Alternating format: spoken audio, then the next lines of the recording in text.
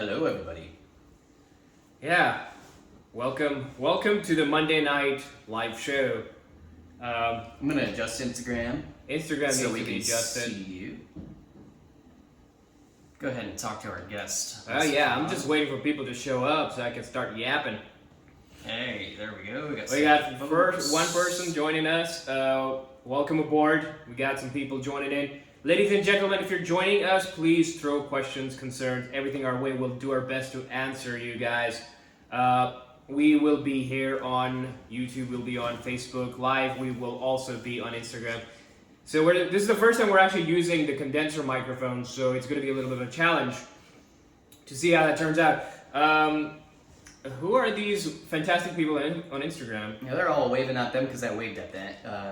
They're waving at us because I waved at them. Yeah, if you guys, Instagrammers who just joined us, if you have any questions regarding keto, health, diet, nutrition, and you want a very science-based response, just throw those questions our way and we will respond with the best of our abilities. We're pretty badass people. I think this looks good. This looks pretty nice. Yeah, I can just fluctuate between the different cameras that are around me when I'm talking to people. But yeah, we are KETOGEEK, and we make energy pods, one of the best food products ever. We combine a bunch of ingredients that we like that are sugar-free. They taste great, phenomenal stuff. We do all the science and homework behind all of the stuff that we do. We also have the KETOGEEK podcast, and generally speaking, you know what? I should have started off by saying that we actually have a sale going on right now for Black Friday, Cyber Monday. So we have about 15% off going on our website. If you go to ketogeek.com, you can get access to the energy pods. There's only a few hours left. So if you want to try our energy pods, now might be the time. And the way we use the energy pods is to tag it along a meal, like a high protein meal, and have the best time of our lives. But anybody can use it any way they would like, as long as they want healthy, delicious chocolate food added to their diet, which displaces out all the bad unhealthy foods. That's how we think of diet. We don't think of it as elimination. We think of it more like substitution and displacement. I think that's a much better way to look at diet than just straight up eliminating stuff. I think that helps a lot of people get healthier. So, Instagrammers, questions. Do you guys have questions? We have someone on Facebook as well. Corey, so I think I have a few topics that we can delve into that are pretty awesome. And let's get into, I'll put this on the big main screen and we'll get into them. So, we just finished our KETOGEEK podcast and we did it with Kevin Bass. If you guys haven't checked it out, it's worth its weight in gold. It's a phenomenal episode. Kevin Bass is a really smart guy. I found him on Twitter. We talk about so many different topics, especially if you're on keto and low carb and you want a relatively unbiased and a critical analysis of the diet, then that's a podcast you need to watch out or actually listen, to be honest. And by the way, if you have it on iTunes, go leave us a review on iTunes. We only have 62 reviews for so much impressive content we've given you guys on our podcast. We need a lot more love. We need reviews on Amazon. We need reviews on iTunes. We need reviews everywhere. So go up there and leave us a review. It means a lot to us. We don't ask a lot in return. At least we don't at the moment. So go out there and leave us a review. It means a lot. Yeah, it really helps us continue generating content over here at KETOGEEK. It helps us continue the research into what we want to do for the future of food industry. We know that the current food industry is pretty much broken. It's not working out too well. We know this because there is a huge demonization of processed foods today. And for a good reason. The processed foods that came out, and when we first started processing foods as a human culture, we just didn't know what the repercussions of certain additives were going to be, or whether this carbohydrate would hydrolyze way too quickly and spike our blood sugar and create lots of downstream issues in the coming half century that we've had a large amount of processed foods in our diet. So we really want to continue that push in human innovation and just improve the entire model as a whole. And that begins with energy pods. Energy pods are whole foods, basically. They're all lightly processed and lightly mixed together to get this emulsified, delicious mixture of oils, ghee, MCT oil, and nuts, and some sort of flavor compound. My personal favorite right now is our chocolate fudge with our new Black Noir cacao. It is amazing, tastes kind of like fudge brownies, and Oreos had kids together and made that flavor really good. What do you think of these pods, Fahad? I think they're the best thing in the universe. I mean, I am obviously biased, but at the same time, one of the things that you will find out about us is that we keep refining ourselves. Sounds like a very processed term. But what I mean by refining is we're always learning, meaning that we're always adapting to the latest science and knowledge that's out there. I spend countless hours in the world of science and literature and PubMed. I think I recently today posted an article about monk fruit extract, which was pretty awesome. Yeah. There are some potential benefits of monk fruit. And one of the best things I like about a lot of these zero-calorie sweeteners in general is that they are relatively inert to your teeth. Like, sugar really screws up your teeth over the long haul. Like these fruitarians or any of these people that have a very high carb, high sugar diet, their teeth are just screwed a lot of the times. But that's the good thing about sweeteners such as erythritol, monk fruit, and some of the other ones like xylitol, allulose. I haven't looked much into allulose yet, but as time passes, I might look more into it. I like erythritol a lot more because I think maybe because I've adjusted to it a little too much, and I like the cooling effect. In fact, when I come across sugar in real life or whenever I taste it, it just seems way too floral, in my opinion. It tastes very different, doesn't it? Yeah, it tastes so different because I'm so used to erythritol. Yeah. It seems so fake. Yeah, isn't that... When I first had erythritol, I was thinking, this is really interesting, some fake sugar. It tastes really strange. And then over time, you just get used to that cooling effect that erythritol has. And I think even stevia has that cooling effect to an extent as well. I don't know, but what we do know, at least when it comes to something similar to stevia, is monk fruit. Monk fruit is badass. Monk fruit is amazing. Monk fruit is, I think, one of the best sweeteners as well. And the reason I say it is mostly because of the taste. I mean, there are some health benefits to it. You guys can check out the article. But the taste is really good. It doesn't have that tangy... I mean, it has a tangy effect, but it doesn't have the bitter aftertaste that comes with stevia. Yeah, yeah. So that's one thing I really like about monk fruit extract. Other than that, I'm totally okay with artificial sweeteners. A lot of people really get their pants wet because of the artificial sweeteners. And a lot of them, at least for the mass public, I think they're fine. Yeah, there's some rare anecdotals of people having issues more than others on certain sweeteners. We're finding that erythritol seems to be the most inert. Unless you consume like 60 grams of it, then you're probably going to have a liquidy stool. Yeah. Every sweetener has a specific threshold. Erythritol has the highest threshold, so it's by far one of the safest sweeteners out there. I checked it in comparison to allulose as well, and erythritol seems to perform better than allulose because you can consume a lot more of it before you can get any sort of digestive issues. So yeah, erythritol hands down is the best sweetener. Once we get something even better, we might switch to that one, but for now, I think we're happy with erythritol and monk fruit extract. Stevia, I think it's gross. I actually like stevia leaves over stevia extract.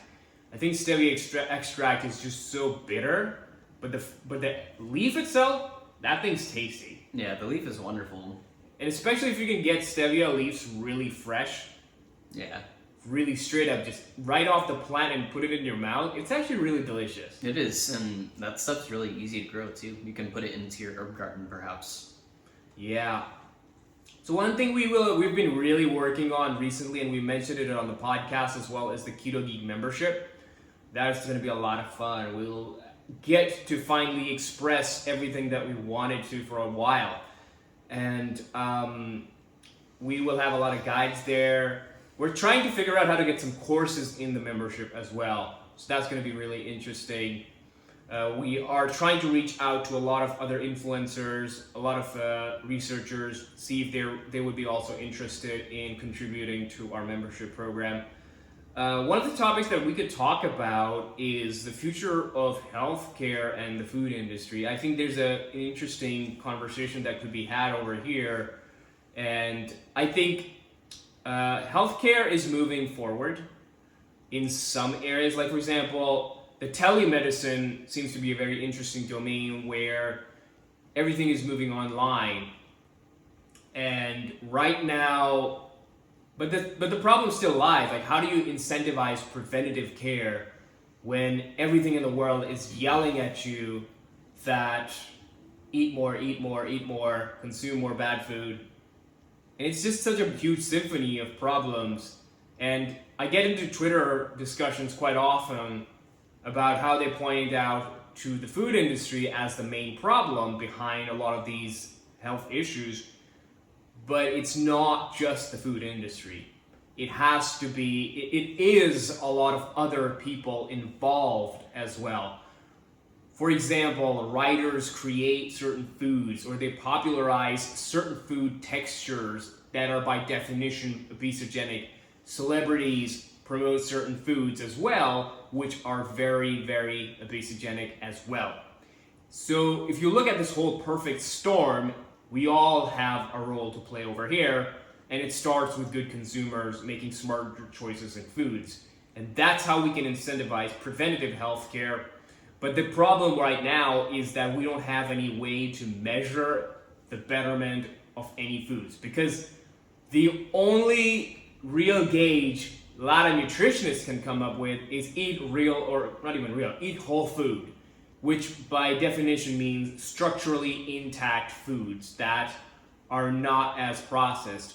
But we know that there are processed foods that are structurally rich as well. For example, we know that the vegan meats are structurally rich sources of nutrients. They're obviously better than the sodas. That's one thing we talked about on the podcast as well. So I think that the conversation needs to move forward beyond macronutrients, micronutrients, and delve into what else comes with the food. And when people say, oh, sweeteners are the bane of the universe, no, they're not. It's very regressive. Focus on what comes with the sweetener. That's way more important than the sweetener itself. Yeah, we're trying to paint the picture as to the structuring of the food, and we're going to beat this phrase until it is fully immersed into your skulls. The food structure is really important.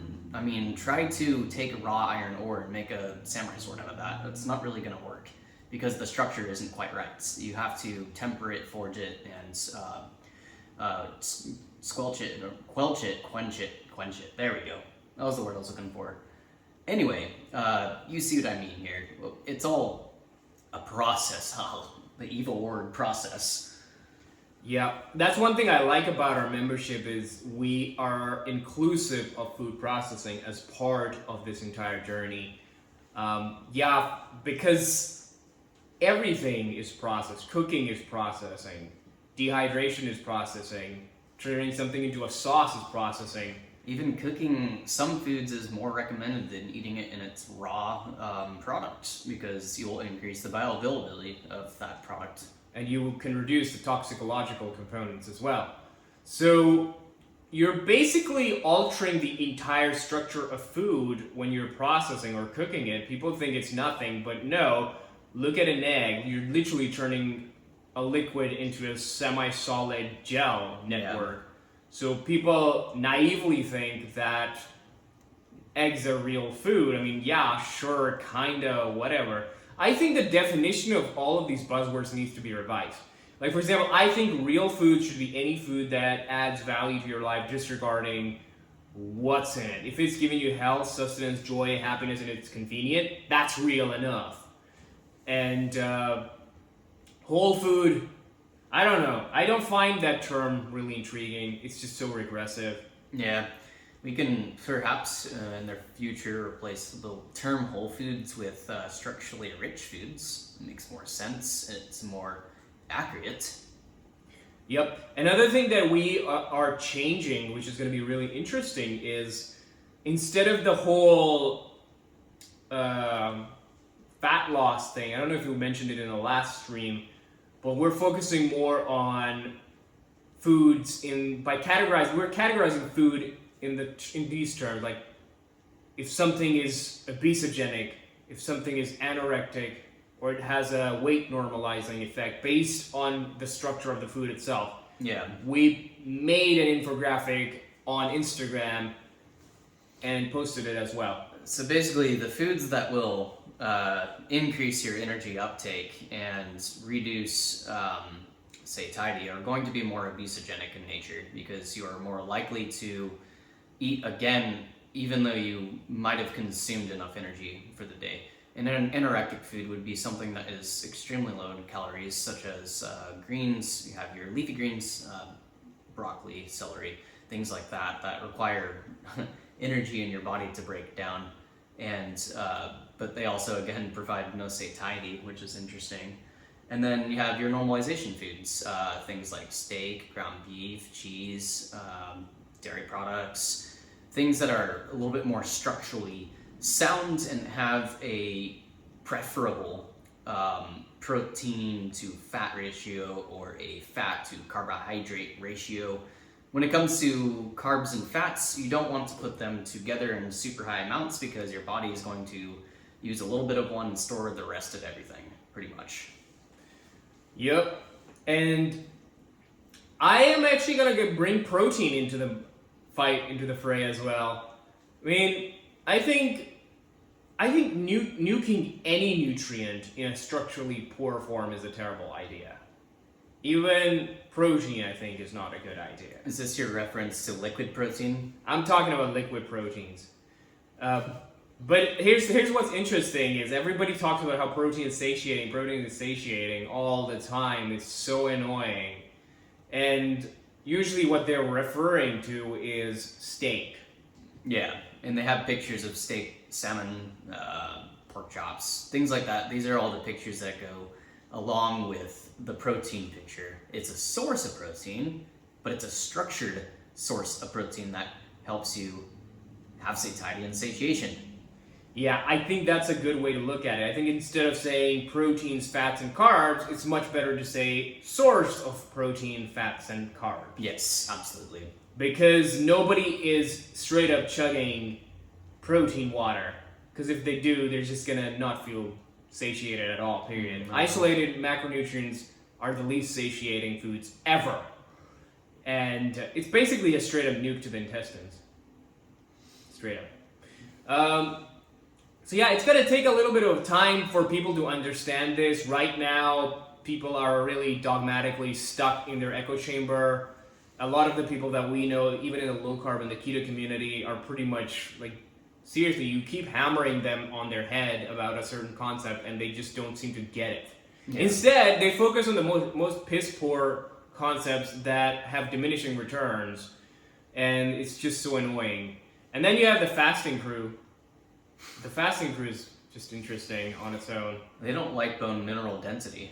Dude, I was raised with Ramadan, and I never enjoyed fasting. I never really understood that one. Yeah, but the point is that I don't think most people enjoyed fasting, and it's just become a cool thing in the health industry. Look at how many hours I've fasted. Yeah. Once everybody starts fasting, it'll become a self-torturous routine. First meal after fasting for 72 hours, guys. Yeah, it's ridiculous. People, if you do a lot of fasting, like really long-term fasting, look at your bone health. Go and check that out and see if that's progressing just fine over time. Because there seems to be some studies that kind of start pointing some fingers over there. Yeah. Another thing that I actually am starting to move away from is that polyunsaturated fats are bad. I'm kind of getting into... I'm going to let you take the boat. I have no knowledge on this at all. None. We know from a lot of overfeeding studies that PUFAs perform better in that state compared to saturated fats. And though we can argue about the design of the study or the really trivial issues, like for example, one guy said that, oh, because it was in a muffin, it doesn't really count. Well, how the hell are you supposed to feed the people straight? Are you going to feed them straight up oil? You can't. No. They're just going to puke it out, or it'll be a torture session for the people. So you have to give it in a palatable form. You have to give it in the form that we would actually use it in a real world application. We're not going to go out, like, I have yet to see anybody pop open a can of MCT oil and drink it. No. If you do that, you're gonna go straight to the toilet. So, generally, I think that PUFAs have gotten a bad rap, and I don't think they're as bad as people make it out to be. I don't think we should chase fat extremes, like straight up saturated fat or straight up polyunsaturated fats. I think we can have both. Go ahead. Are you able to, so what sets a PUFA apart from a polyunsaturated fat, or polyunsaturated fats from saturated fats, monounsaturated fats, and so on and so forth? What is the difference? What makes them different? They're just structurally different. Okay. Yeah. So that's one of the main things about the PUFAs and the fatty acids. Another thing is that PUFAs oxidize faster too over time. So that's why a lot of people are concerned, oh, PUFAs are... Well, what they don't mention, a lot of these naturalist zealots, these crazy people, they don't mention the fact that packaged foods are less oxidized than the food in their natural seed coats. They never say that part. It's like, oh, PUFAs are evil, and we should avoid processed foods. Hey, dumbass, processed foods are less prone to oxidation than the food in its natural state. There's studies on that. Why do we put these antioxidants, additives, and why do we wrap them in synthetic packaging if everything was so fine and dandy as is? I mean, it's like these people lose common sense, which is absurd. Yeah, if you were to go and make yourself some peanut butter at home, and you were not to air seal it and vacuum seal it and put it away in a jar, that is going to oxidize so much faster than the stuff on the shelves at Safeway. Yeah. I think a problem with oxidation, I mean, I think it mostly pertains to people at their home. Maybe because they leave their jars open or their bottles open. I don't know. Perhaps, yeah. I don't know how people act at home, but this is also a very good reason why observational studies aren't very good, because of these confounders we don't know about. I would like to know how hygiene and how food processing at home influences health outcomes as well. I mean, I think that would be an interesting discussion too. Yeah. To factor in. And I don't buy into the whole clean eating sort of thing. It's kind of rubbish.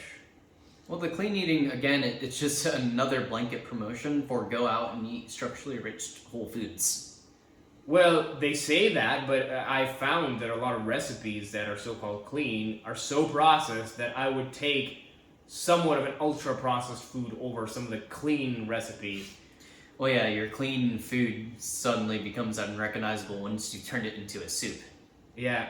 It's just a plea for people to sell their recipe books. That's what clean eating is. Or I think another proponent of the clean eating argument is that there's no poisonous additives or toxic chemicals being added into the foods. So that's probably another thing. A lot of the times additives have toxicological studies done on them. They're rigorously tested a lot of the times. So before you go gung-ho against any sort of additive, look at the research. Go to PubChem. There's probably lots of content on that. Our government is strangely pretty good with a lot of these things. Yeah. Now, there might be some issues, but generally speaking, I do trust our government when it comes to safety and regulation. And if issues do happen, they're pretty top on top of it. And so I think we're doing fine. I think we're in a very good place. We're in a better place than some of these influencers and these alternative health advocates would say. Things are a lot better in the food and health industry in some ways, but in other ways we're in a catastrophe. Yeah. And I think a lot of that has to do with consumer demand and influencer promotion. Like we were talking about how somebody has to create the demand for these god-awful foods in order to be bought and then eaten. Yeah. You were saying something. What I would like to see for the future of foods and for the future of social media and things like this is to kind of come on in agreements and which commonalities are working here for all diets across the board. Now, we're going to go back to this tribalism thing. Carnivorism, veganism, paleo, Whole30. All these people have labels and they have their own camps and they always point fingers at each other, yada, yada, yada. It's just so unfortunate that they're not seeing the commonality, the same exact thread that unites all these diets, and it's slipping right through their fingers. And they're not seeing why their diet works. They're saying, my diet works because we're carnivores. My diet works because it's better for the planet. My diet works because it's clean. Yeah, it's and I'm kind of glad that we've kind of moved away from the whole vegan versus carnivore debate and settled into a more omnivore diet.